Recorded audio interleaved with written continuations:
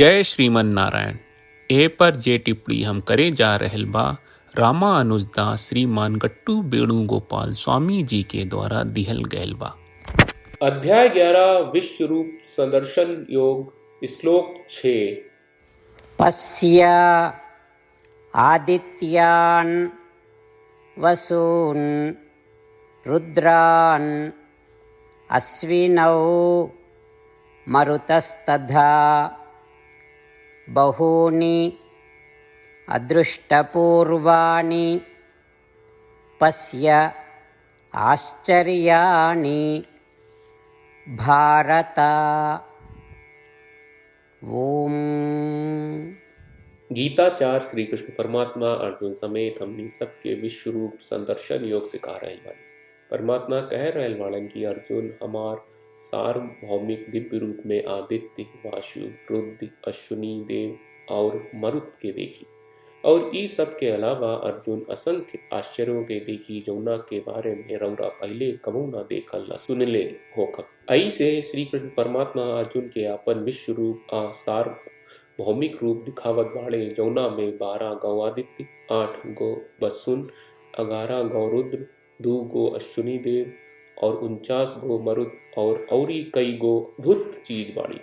श्री कृष्ण परमात्मा अर्जुन जैसन व्यक्ति के कभी भी चमत्कार दिखा रहे बाड़ी। काहे के मतलब ई कि अर्जुन ऊ हवे जे सर्वलोक के यात्रा कहले रहले, लेकिन ऐसे पहले कबो ई चमत्कार न देख ले रहले न सुन ले रहले। आई हमनी के श्री कृष्ण परमात्मा के स्वरूप के बारे में सोचल जाए जौना में आदित्य, वज्र, रुद्र, अश्विनी देवता और मरुत मौजूद बाड़े। श्री कृष्ण परमात्मा आ श्रीमन नारायण के समर्पण करके अपन जीवन सार्थक बनावे की कोशिश करत घड़ी हमनी के श्री कृष्ण परमात्मा के वचन के श्लोक के रूप में दोहरावे की कोशिश करी जा।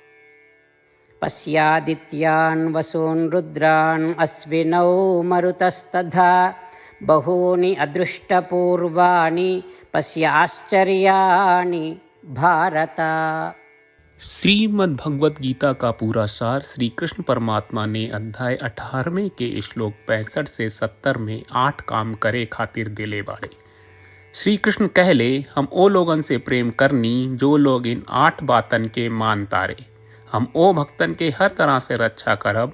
श्री कृष्ण परमात्मा के द्वारा बोलल गईल संपूर्ण भगवत गीता सुनला के बाद अर्जुन कहले करिष्ये वचनम त्वा, जेके मतलब बा कृष्ण मैं वही करब जौन आप कही।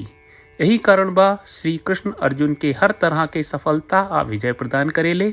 आई परमात्मा के आपन व्रत देई कि हमनी के ये 8 गौ कर्म के पालन करी जा। ई वचन परमात्मा के देवे से बड़न कौनो पूजा तपस्या यज्ञ नहीं। हम 8 प्रण कहब जौन हमनी के करे के चाहिए। आप सब कृपया इन्हन के आपन दिमाग और दिल में सोची। श्री कृष्ण के आपन वचन देवे के ई तरीका में हमनी सबकी कल्पना करे के चाहिए कि श्री कृष्ण का चेहरा खुशी से चमकत बा और खुशी के एहसास करत बा। जय श्रीमन नारायण। यहाँ हमनी के 8 वादा बा। हमनी के पहला वादा, हे श्रीमन नारायण आपका निर्देश के मुताबिक हम हमेशा तोहार ध्यान करब और तोहार बारे में सोचब। हमनी के दूसर वादा, हे श्रीमन नारायण आपका सलाह का अनुसार हम हमेशा आपका भक्त रहब। हमनी के तीसर वादा, हे श्रीमन नारायण हम आपन सब काम तोहरा सेवा के रूप में और तोहरा संतुष्टि खातिर करब। हमनी के चौथा वादा, हे श्रीमन नारायण जैस की आप माने के कहले रहलू हमरा बहुत विश्वास बा कि हम आपके होई और हम हमेशा आपन दोनों हाथ जोड़ के आपके नमस्कार करब और आपकी पूजा करब। हमनी के पांचवा वादा, हे श्रीमन नारायण हमरा के तोरा बात माम एकम शरणम ब्रज 1866 याद कहले जहाँ आप हमरा के आपन का अर्पित करे का कहा। श्रीमन नारायण मैं हमेशा तोहरे शरण में रहब। हमनी के छठवां वादा, हे श्रीमन नारायण हमरा के तोहरा बात माँ सुचहा 1866 याद कहले कि आप हमनी के शोक ना करे का आश्वासन दे रहे बड़े। हम अब और शोक ना करब। हमनी के 7वां वादा, हे श्रीमन नारायण आपने हमरा खातिर श्रीमद् भगवत गीता के वितरण करके हम सबके कृपा कहले और आशीर्वाद दहले बा। हम वादा करत बानी कि रोजाना कम से कम 1 श्लोक पढ़ब या सुनब। हमनी के 8वां वादा, हे श्रीमन नारायण आप गीता के पूरा मानवता तक ले गयलू। हम गीता में आपके दिव्य वचन के उन भक्तन तक पहुँचावे के प्रयास करब जे गीता से अपरिचित बा। हे श्रीमन नारायण, हम उई करब जौन तू करे का कहब। हम ऐसन व्यवहार करब जैसन आप चाहत बानी और हम खाली आपका खातिर काम करब। श्रीमन नारायण के रोज आपन वचन देहल कि हम ओइस करब जैस आप कहत बानी, ई अपने आप में बड़न पूजा बा। श्रीमन नारायण करशे वचनम त्वा। श्रीमन नारायण, हम तोरे निर्देश के मुताबिक काम करब। सर्वम श्री कृष्ण अर्पणम अस्तु। जय श्रीमन नारायण। पश्य आदित्यान् वसून् रुद्रान् अश्विनौ मरुतस्तथा बहूनि अदृष्टपूर्वाणि पश्य आश्चर्याणि भारत। ओम पश्यादित्यान् वसून् रुद्रान् अश्विनौ मरुतस्तथा बहूनि अदृष्टपूर्वाणि पश्य आश्चर्याणि भारत। जय श्रीमन नारायण। सब भक्त लोगों से विशेष अनुरोध बा, जीवन में हर चीज में हमनी के तत्कालिक और प्रभावशाली परिणाम की अपेक्षा रहेला। एकरा खातिर आइए रोजाना 1 मिनट के समय निकालल जाए और नारायण आश्रम पढ़ल जाए।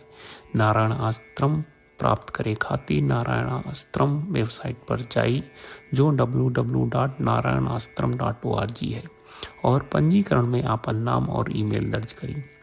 आपके द्वारा प्रदान कईल गई ईमेल पर आपका एक नारायण आश्रम PDF प्राप्त हुई। PDF में एक रामायण श्लोक, एक गीता श्लोक और एक विष्णु नामम बा। ये तीनों के मिल के नारायण आश्रम कहल जाला। हर व्यक्ति के ये श्लोक के अलग अलग संयोजन मिलेला। जब हर कोई 24,000 भक्तन के साथ रोजाना आपन नारायण आश्रम पढ़त आ सुनत बा, ता हर दिन संपूर्ण रामायण का 1 दौर, श्रीमद् भगवत गीता पारायण के 33 दौर और श्री विष्णु सहस्त्रनाम स्तोत्र पारायण के 24 दौर प्रतिदिन पूरा होएला। ई एक बहुत ही उल्लेखनीय और विलक्षण परिणाम बा, जौन हर एक दिन ऐस करे से निकलेला। ई कारण बा कि आप और आपके परिवार के सदस्य तुरते जाके आपन नारायण आश्रम प्राप्त करी। जय श्रीमन नारायण।